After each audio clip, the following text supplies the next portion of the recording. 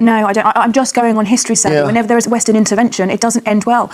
No, you stand for the party who is pro-deportations, and this is why I'm having this conversation. It's not pro-deportations. No, the Conservative Party is not pro-deportation. It's pro-illegal migration.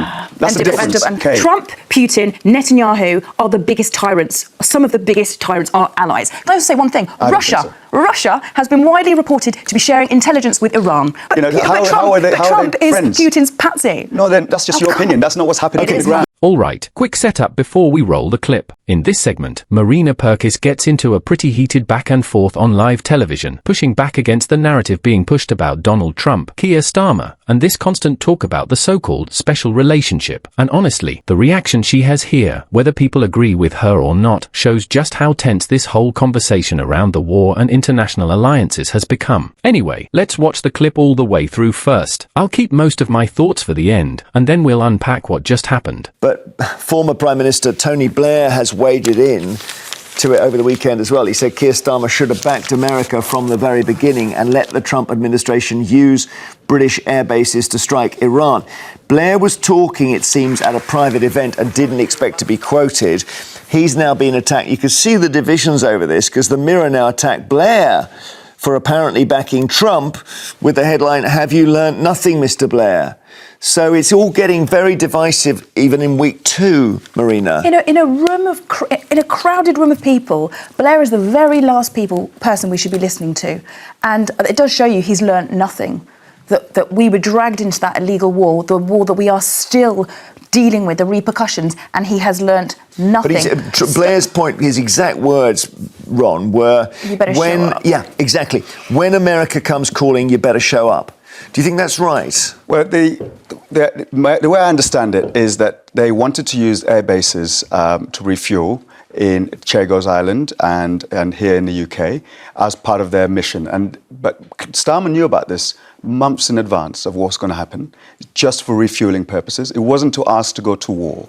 They were not asking for Britain to be bombing Iran. They were asking to reuse a fueling station at the air bases in the UK and in the islands, in the Chagos. So I think that's the bit that I'm sort of thinking, well, as a special relationship, your partner wants to refuel their jets, then that's fine. Yeah. Are we thinking then, go on. But can we stop with the special relationship? And also, Starmer, not his number one fan here, but he's on the right side of public opinion. All these right-wing newspapers are trying to lead us to believe that actually the country wants this war. We don't. Even Conservative voters overwhelmingly don't want to fall out with Trump. Hang on a second. What are we saying here? We can all, I think, a lot of us who are paying attention can see that this man is a 34 convicted felon, all the stuff behind him, the Epstein files, the stuff that's coming out gets darker and darker and dodgier all the time.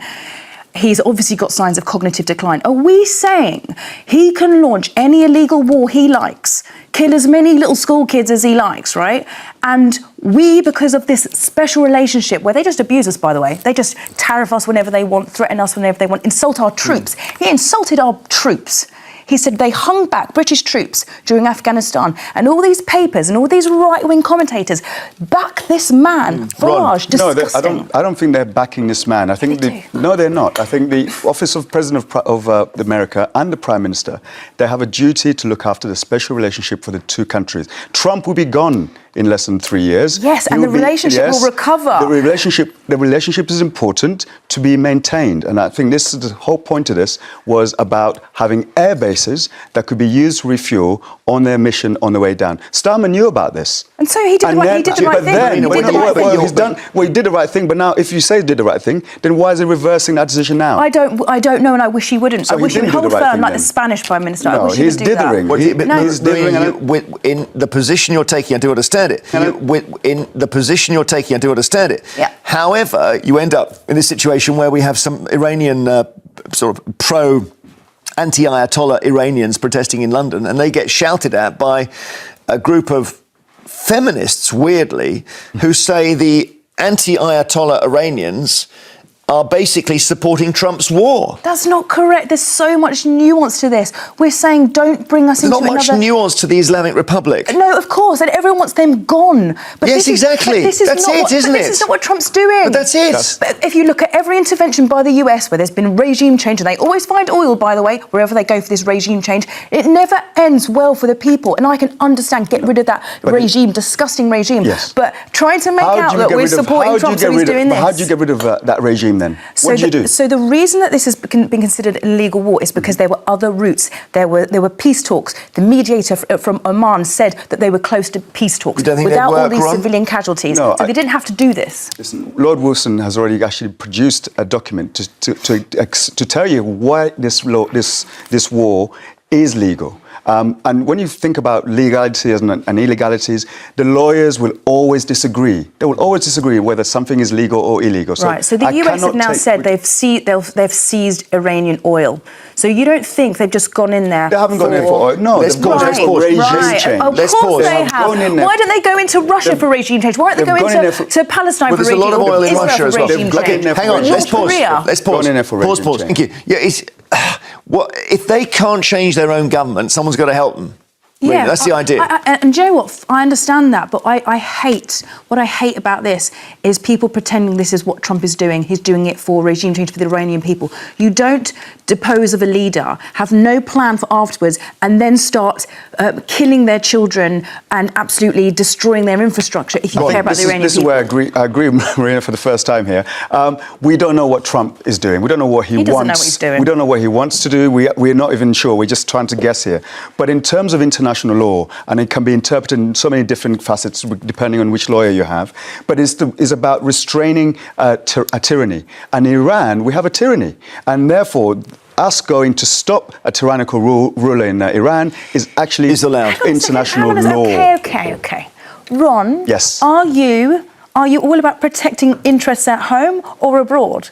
Because I feel like you seem a bit conflicted on this. No, I think no, I'm not. I think I'm about protecting interests across the whole world. And I think, yes, what do you say? That includes home and abroad. Why do you think I'm conflicted? Because I feel like we've spoken before, and you've talked about how we should focus on our own. Hence why Conservatives, you think that we should deport people because we need to prioritise our own. And yet here you're saying actually it's fine. Let's bomb this country because then by the way, where did these people go? Why does no one think about this when we are just bombing these countries to smithereens? And it's like, oh look, we've got Iranians coming over. You're putting caricatures about me that are not even realistic. The truth is, the world is a very complex world.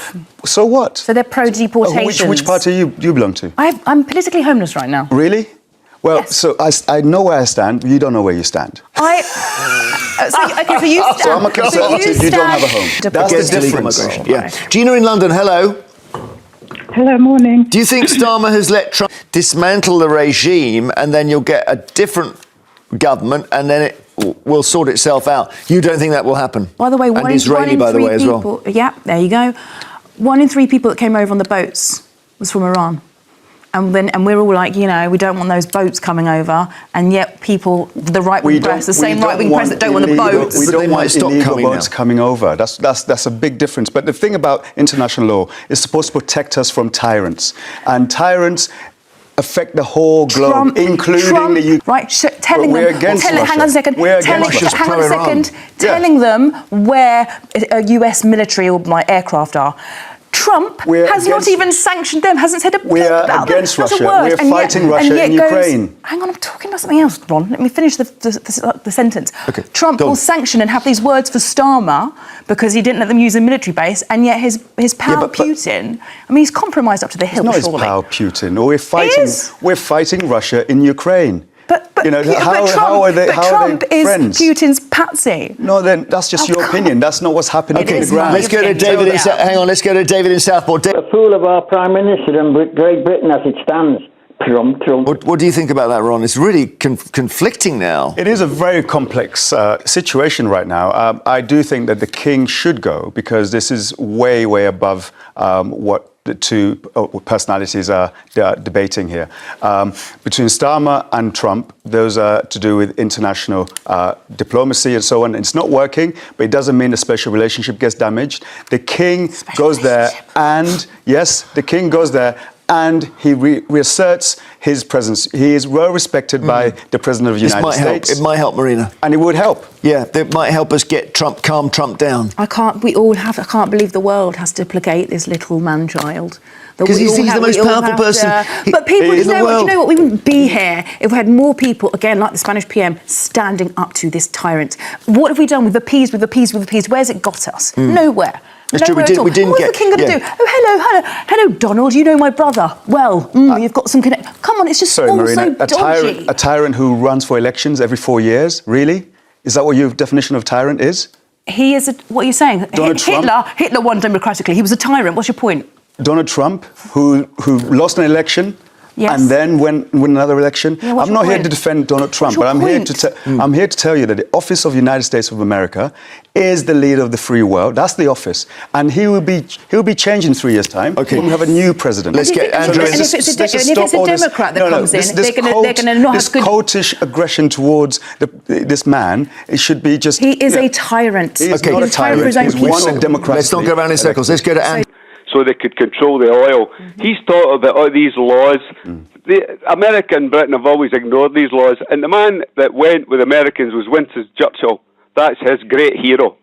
Yeah, that's the great hero of this country, William. And I would not even deny that, and I wouldn't even change my mind about that. Winston Churchill is one of the greatest heroes. You just ignored his point. You just ignored his point. No, you just ignored his point. No, I haven't. William, that was a brilliant point. There was a democratically elected leader. No, it was relatively stable. 1953. I know about 1953. Because British petrol profits were down.